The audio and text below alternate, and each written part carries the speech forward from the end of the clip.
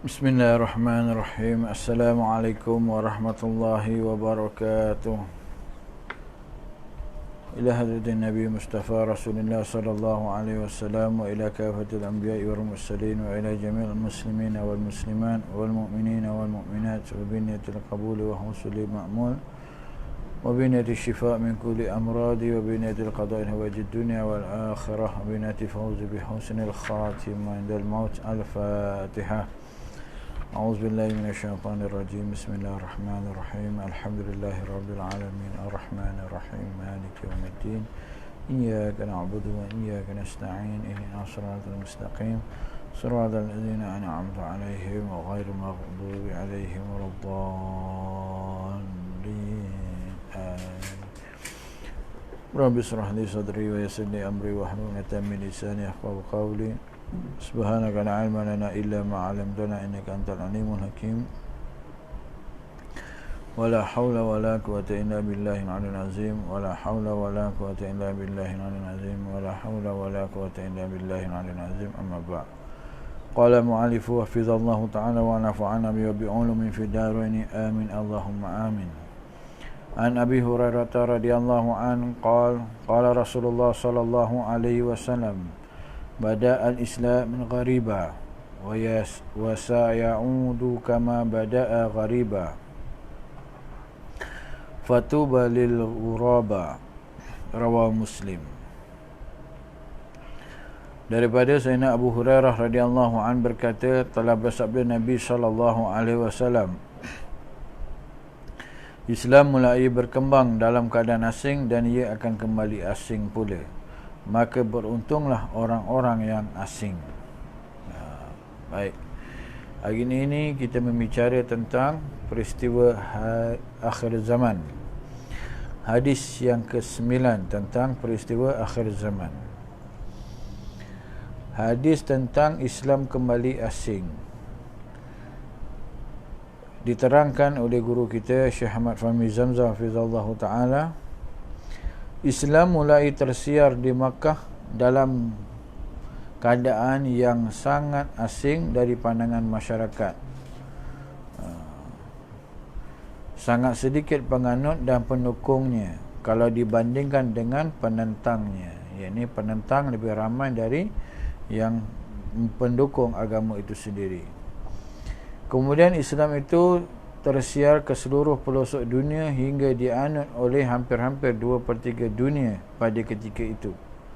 Kemudian Islam kembali asing dan wujudnya dirasa ganjil dari pandangan mata dunia, bahkan dari pandangan sebahagian orang Islam sendiri.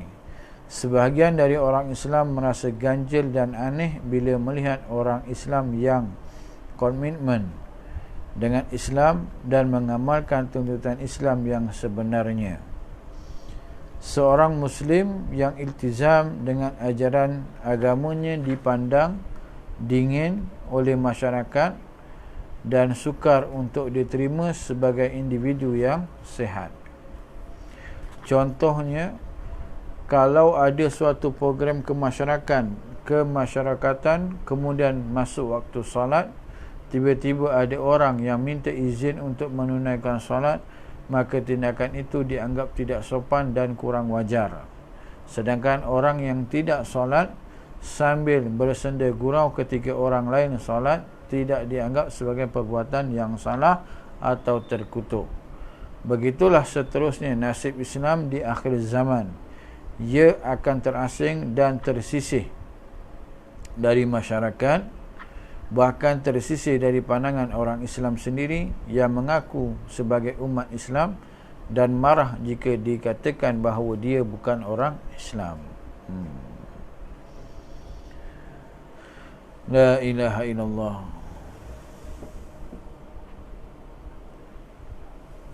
Maka benarlah sabdaan baginda Nabi SAW tentang apa yang perkara berlaku ini. Bukan kita kata benar itu tidak benar, maka benar yang sebenar-benarnya.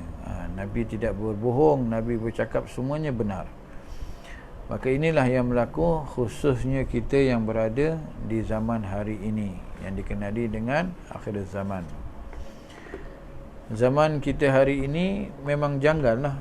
orang nak mengamalkan Islam dikatakan orang ini ekstrim, terlampau taksub pada sesuatu.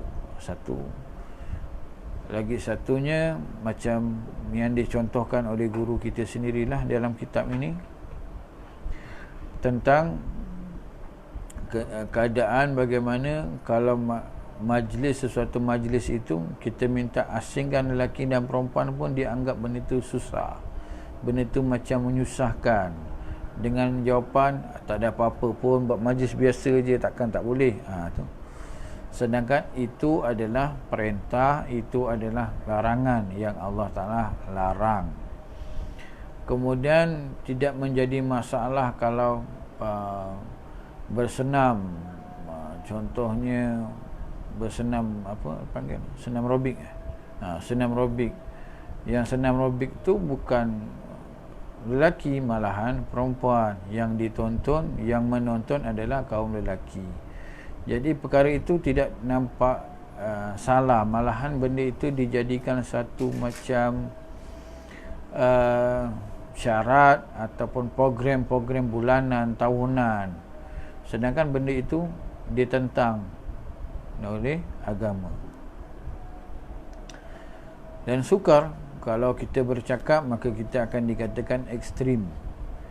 Kita bercakap, kita akan dikatakan orang yang tidak mau bercampur, orang yang kolot dan sebagainya. Islam tak larang.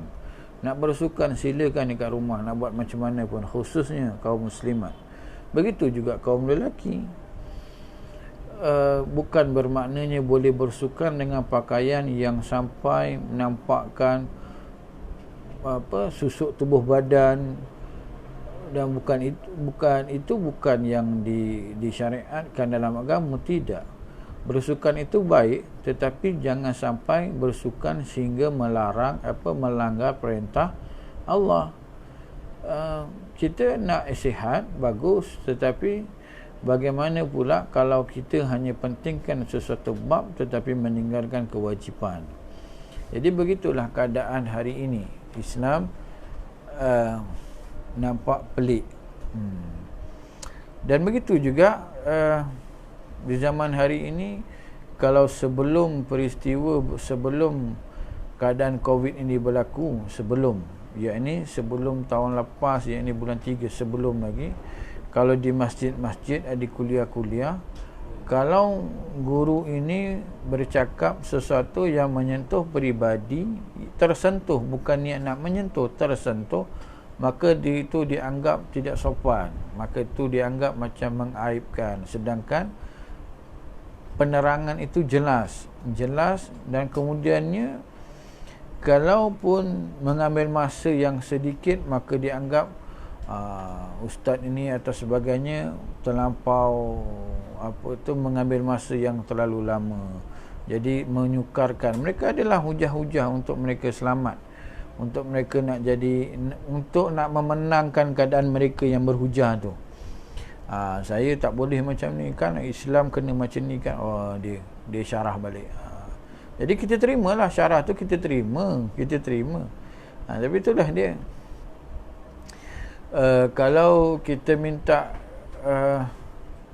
kedai waktu maghrib, kita minta dulu untuk sahabat-sahabat kita yang Islam berniaga, waktu masuk waktu solat, maka tutup sekejap dan hadirlah, bukan tutup tak hadir solat, tutup hadir solat. Maka itu dianggap macam dikatakan, waktu solat panjang lagi, ada masa lagi boleh solat. Sedangkan kita tak tahu pun umur kita sampai mana. Jadi bila mana kita buka pula, dia jawab macam ni, saya buka kedai, diorang faham lah sikit kalau dah masuk waktu azan, yang diorang nak duduk makan macam mana. Saya berniaga, saya kena layan. Tu macam tu pula. Jadi beruntung kalau kita yang duduk dalam keadaan ganjil itu. Jadi biarlah kita jadi ganjil, kita jadi asing, nak beramal agama. Macam anak-anak, bila kadar umurnya kita katakan ajarlah, jangan bagi pakai gaun, pakai baju kurung, pakai tudung. Oi panas, kesian dia budak lagi. Ajar, didik, supaya tak adalah sampai besar nanti berpakaian sampai kita pun dah tak boleh nak bendung. Islam ini murni. Jadi kalau hari ini kita tak ikut majlis makan-makan malam, itu dia katakan kita kolot. Sedangkan perkara itu bagi yang ada isteri kena minta izin suami. Jadi kedatangan pihak pengurusan dan pihak pentadbiran mereka kena hadir untuk meramaikan majlis. Ini tidak ada dalam syariat Islam, tak ada. Benda tu tak ada. Jadi benda-benda ni lah yang kita kena lihat. Dan Nabi bagi tahu ni perkara ni berlaku dan sedang berlaku. Apa yang kita boleh buat, maka ubahlah. Ubah tu dari segi macam mana? Kalau kita ketua masyarakat, kita ubah. Kalau kita ketua ahli keluarga, kita ubah. Jangan kita tergolong dalam golongan yang Nabi cakap ni. Kalaupun tergolong, kita paling minimum lah. Paling minimum. Tidak maksimum.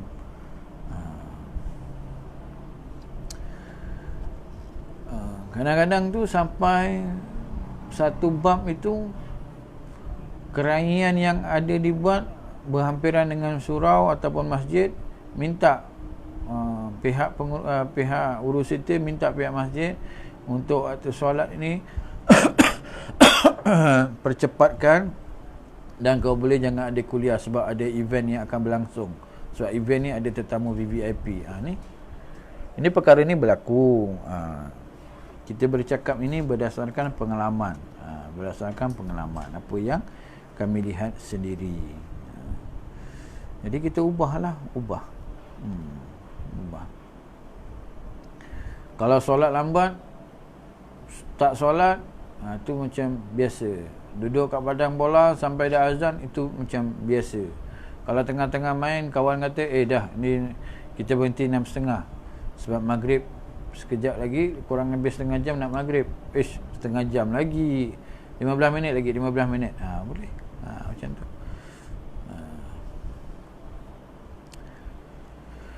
La ilaha illallah. Mudah-mudahan Allah Ta'ala beri kita taufik dan hidayah untuk kita berubah menjadi yang lebih baik dan lebih baik.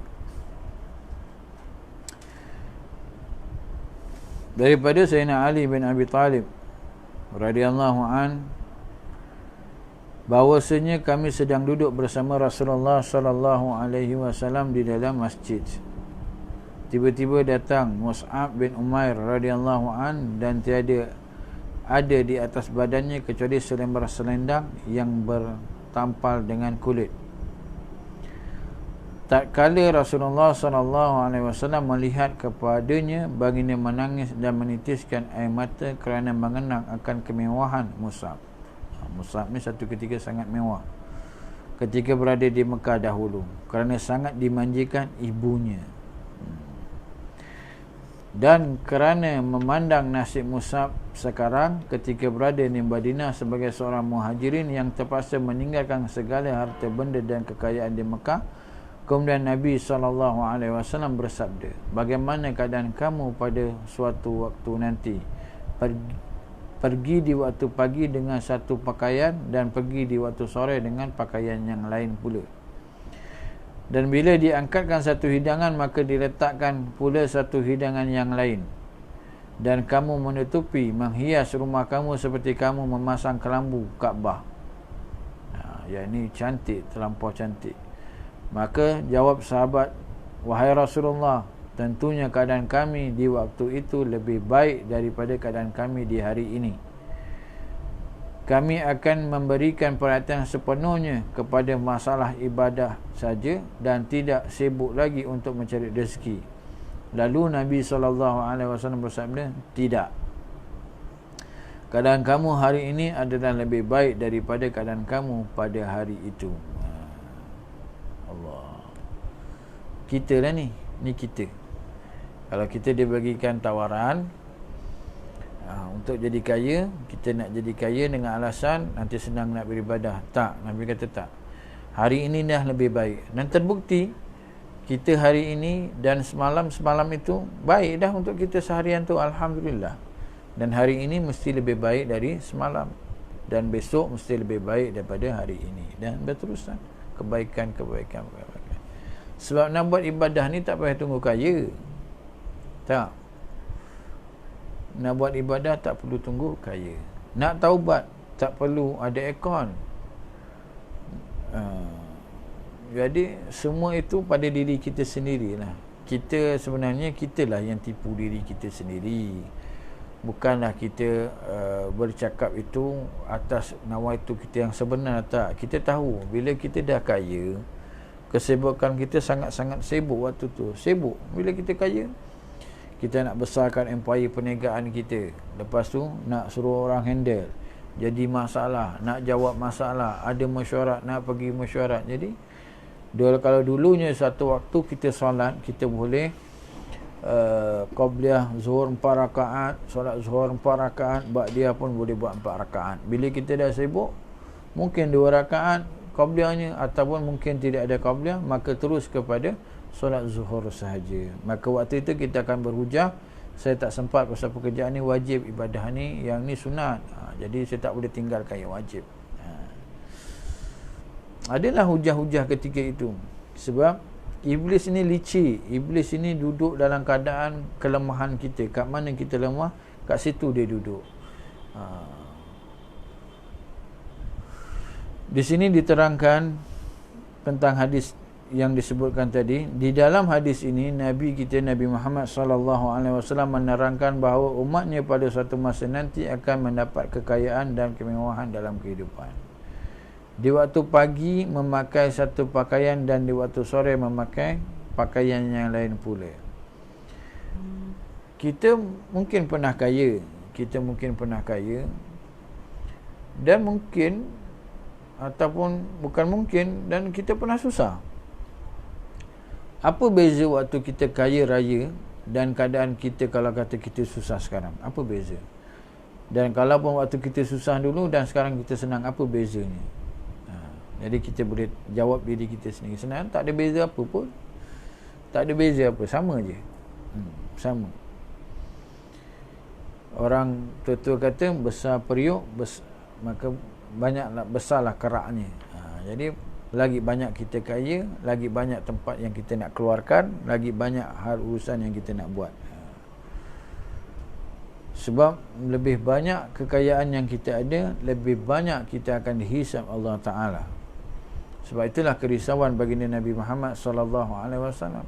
Kalau kekayaan kita itu kita gunakan untuk jalan agama, dan kekayaan yang kita dapat itu kekayaan yang benar, bukan daripada penipuan, bukan daripada apa-apa yang nilainya kemaksiatan, semuanya baik, maka itu Alhamdulillah. Tetapi kekayaan yang kita dapat hasil daripada rasuah, hasil daripada penipuan, hasil daripada berbagai-bagai maksiat, maka kekayaan itu tidak ada nilai, malahan setiap sen akan dihisab Allah Ta'ala. Kalau kita pecahkan duit kita semua tu dalam bentuk sen pun kita tak mampu nak kira, apatah lagi kita akan ditanya Allah Ta'ala nanti. Na'udzubillah min zalik. Kemudian rumah-rumah di waktu pagi memakai pakaian, di waktu sore memakai pakaian yang lain pula. Hidangan makanan tak putus-putus. Rumah-rumah mereka indah dihiasi dengan beraneka ragam perhiasan. Dalam keadaan demikian, kita juga mungkin akan berkata seperti perkataan sahabat, di mana kalau segalanya sudah lengkap, maka mudahnya hendak melaksanakan ibadat. Tetapi Nabi SAW mengatakan keadaan serba kekurangan itu adalah lebih baik untuk kita. Artinya lebih memberikan kesempatan untuk kita melakukan ibadat. Jadi ingat, bila orang tanya kita nak kaya, tapi kita duduk sekejap fikir, ish, takutlah. Dan kita jangan kata saya bukan tak nak kaya, bukan tak nak buat ibadah banyak-banyak ni. Rumah panas, tak ada aircon, jadi nak solat pun susah. Macam-macam. Sejadah nipis, kapet tak ada, semualah serba-serbi kurang. Dah serba-serbi lengkap pula, sejuk sangat. Aircon kuat sangat pula, susah. Kejap-kejap solat je nak terlelap. Macam tu. Kemahuan hidup banyak menghalang seseorang dari berbuat ibadat kepada Allah Ta'ala seperti keadaan kita hari ini. Benar. Kemewahan hidup banyak menghalang seseorang dari berbuat ibadat kepada Allah Ta'ala seperti keadaan kita di hari ini. Kita yang tak berapa mewah pun kurang nak beribadat, apatah lagi dah mewah. Segala yang kita miliki walaupun tidak terlalu mewah, namun rasanya sudah mencukupi. Tetapi bila dibandingkan dengan kehidupan para sahabat, kita jauh lebih mewah dari mereka, sedangkan ibadat kita sangat jauh ketinggalan. Kekayaan dan harta benda yang ada seringkali menyembuhkan dan menghalang kita dari berbuat ibadah. Di sini teringat kata guru kita Al-Habib Adi Zainal Abidin Al-Hamid Hafizallahu Ta'ala, cermin diri kita dengan cerminnya orang soleh, bukan cermin diri kita dengan cermin diri kita sendiri. Tak, cermin diri kita ini gunakan cermin orang soleh. Macam ni lah ulama menyebutkan, melihat kehidupan kita hari ini jauh lebih mewah daripada kehidupan para sahabat. Yang kita boleh bercerita lah, semua orang boleh bercerita, Nabi ikat batu di perut, sahabat pun sama ikat batu di perut, tidak dapur Nabi tidak berasap selama 3 bulan penuh, Nabi begini, Nabi begitu, semua kita boleh cerita. Tetapi ibadat mereka, ibadat para sahabat, para awliya sebelum Allah, jauh lebih daripada kita, jauh, sangat-sangat jauh, yang mereka serba kekurangan dalam kemakanan, dalam pakaian, serba-serbi kekurangan, tetapi ibadah mereka sangat-sangat lumayan, sangat-sangat kaya.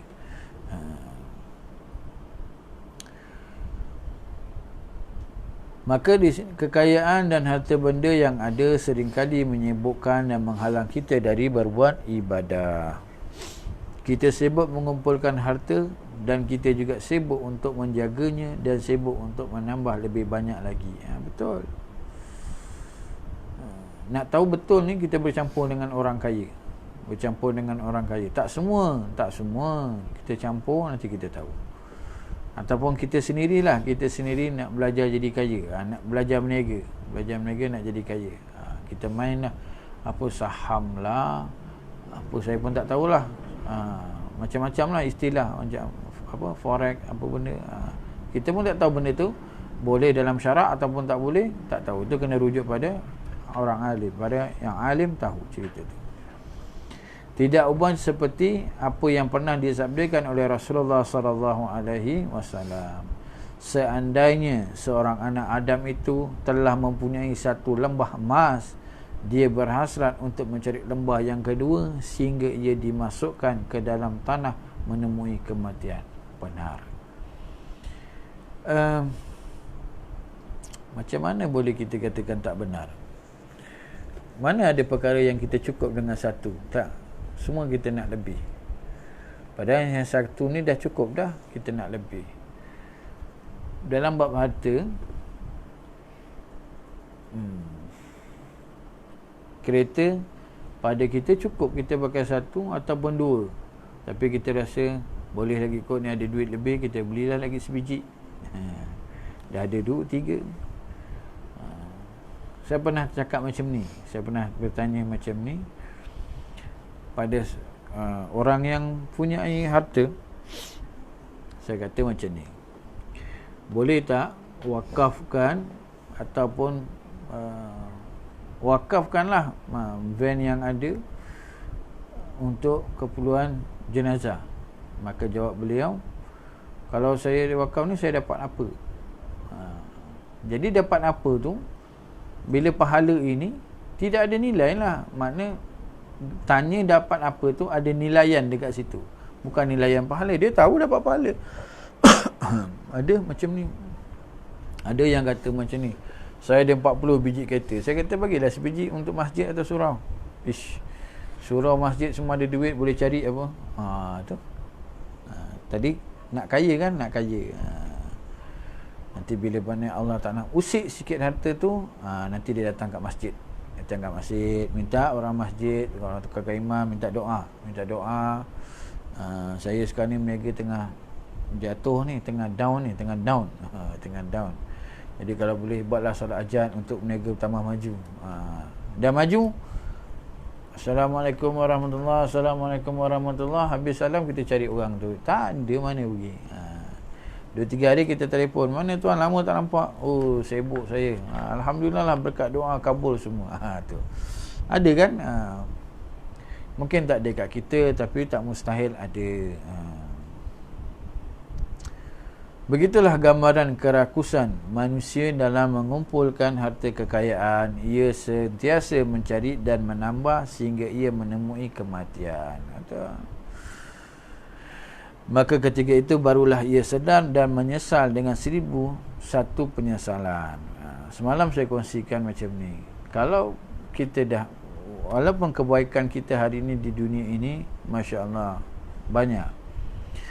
Tapi bila kita meninggal nanti, waktu kita dihisap pun kita rasa kita rugi. Sebab apa? Kita rasa, kenapalah dulu aku tak bagi lebih, aku bagi kurang. Jadi tahu aku bagi lebih, sebab yang sedikit tu pahala dia sangat-sangat luar biasa. Sebab Allah Maha Kaya.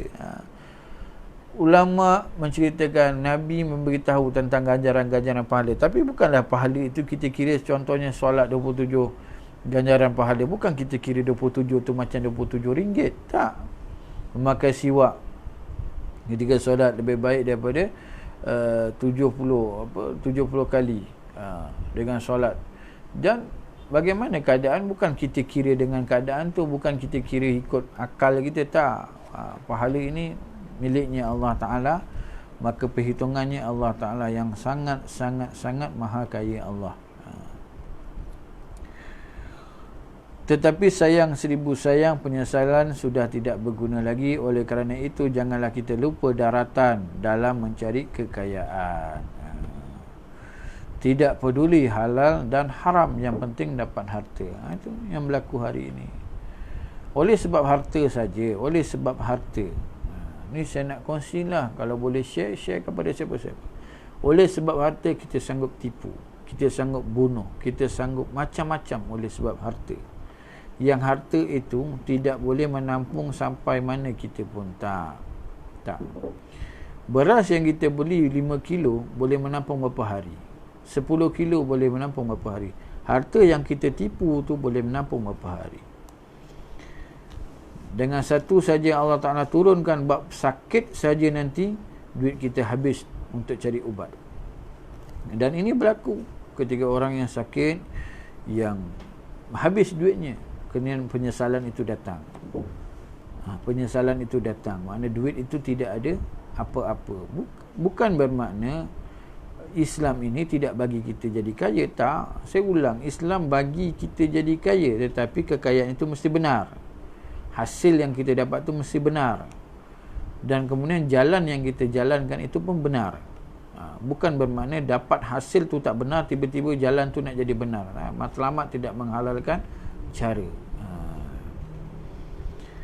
Kemudian tidak peduli dengan waktu solat, bahkan semua waktu digunakan untuk mengumpulkan kekayaannya. Macam inilah kita bekerja. Ini sebagai contoh yang mudah-mudah lah.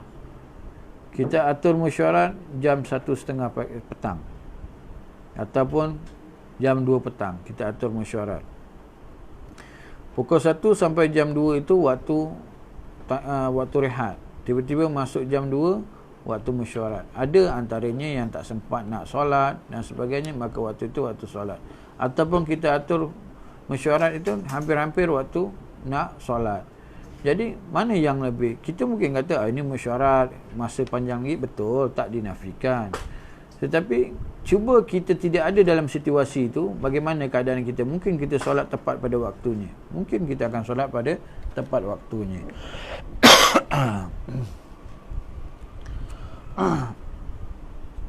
Bismillahirrahmanirrahim. Alhamdulillah wassalatu wassalamu ala. Maka hendaklah kita sedar bahawa setelah dunia ini ada akhirat dan ada hidup setelah mati nanti. biarlah kita mencari harta dunia pada batas-batas keperluan. Hari ini kalau kita tengok dalam musim-musim sekarang ini, kita tengok ada orang yang mencari makan dalam tong sampah, ada yang kekurangan. Memang sedih. Kita tengok tu kita sedih, sangat sedih. Sedangkan kita makan lumayan, makanan kita sangat-sangat lumayan. Melihat keperluan mereka itu sedih. Kalau berlebihan, maka hendaklah digunakan untuk menolong orang lain yang kurang berkemampuan. Ni duit lebih. Saya tukar tayar ni bukan apa nak pakai tayar nipis lah. Sedap sikit, duit ada lebih, kita tukar tayar tu. Bukan murah. Kita pernah kerja driver dulu, kita tahulah harga-harga tu. Jadi mahal. Dengan alasan saya ada duit lebih. Ada duit lebih. Kita pun tak tahu kan macam mana duit lebih mereka tu, kita tak tahu. Dan sering-seringlah bersedekah sebagai simpanan untuk hari akhirat kelak. Kalau sedekah pula, kita bagi tahu ada madrasah tahfiz ini nak buka, perlukan dana, perlukan ni. Diorang ni dah tak ada duit, dia nak buka lagi buat apa? Dia hujah kat kita pula. Bagi sajalah. Nak bagi saja.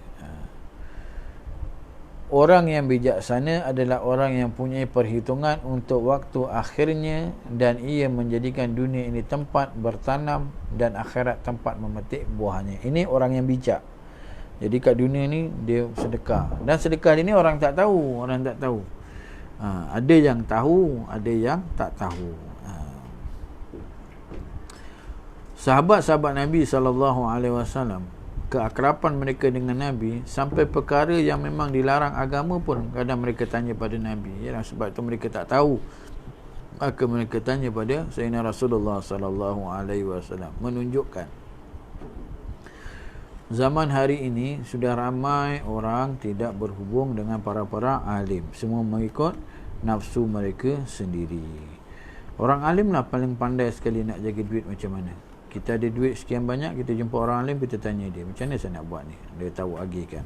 Cuma kadang-kadang kita tak larat dengan agihan tu. Macam zakat lah, zakat kan, 2.5 saja kan. Kalau 30 tu kita ada 100, mungkin ringan lah nak keluarkan. Kalau 1,000, kalau dah 1 juta, 2 juta, beratus-ratus juta, mula berat kat situ. Begitulah keadaannya hari ini. Ini benar, ini tidak takkan PPZ kejap-kejap iklan untuk orang bayar. Kita tahu tanggungjawab bayar zakat tu, bayarlah. Kita tahu kan tanggungjawab tu, maka kena bayar. Tak ada alasan lagi dah. Jadi macam-macam lah ceritanya. Saya beginilah, saya itulah, harta ni. La ilaha illallah.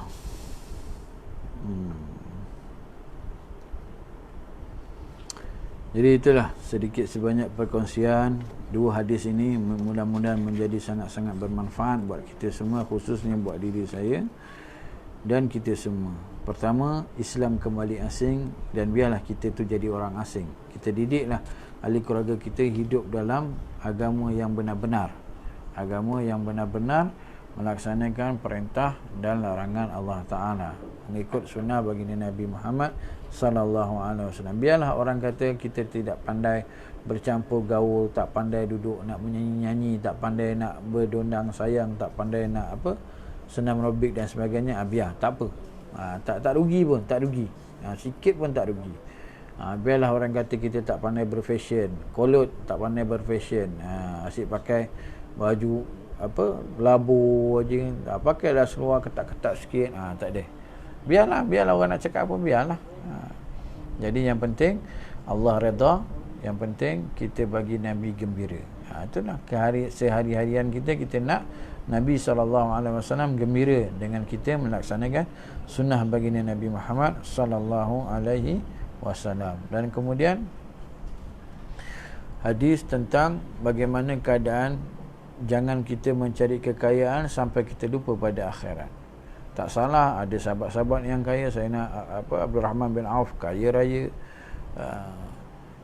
Jadi tidak jadi masalah untuk jadi kaya. Yang penting hasil kekayaan itu benar dan jalannya mesti benar, mengikut apa yang Allah Ta'ala perintahkan.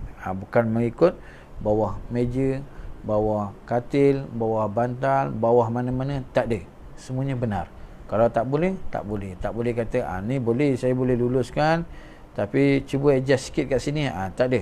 Tak ada. Boleh, boleh, tak boleh, tak boleh. Itu saja. Itulah sedikit banyak perkongsian. InsyaAllah perbanyakkan istighfar dan banyak-banyak kita berselawat. Dan jangan lupa banyak-banyak bersedekah, khususnya sedekah waktu subuh. Kita tak boleh pergi masjid, kita boleh transfer online. Kita tak boleh transfer online, kita tak ada akaun, kita buat tabung sendiri, tabung subuh. Mudah-mudahan kita semua mendapat rahmat daripada Allah Ta'ala. Amin Allahumma amin. Kita akhiri dengan suratul Asr dan tasbih kafarah.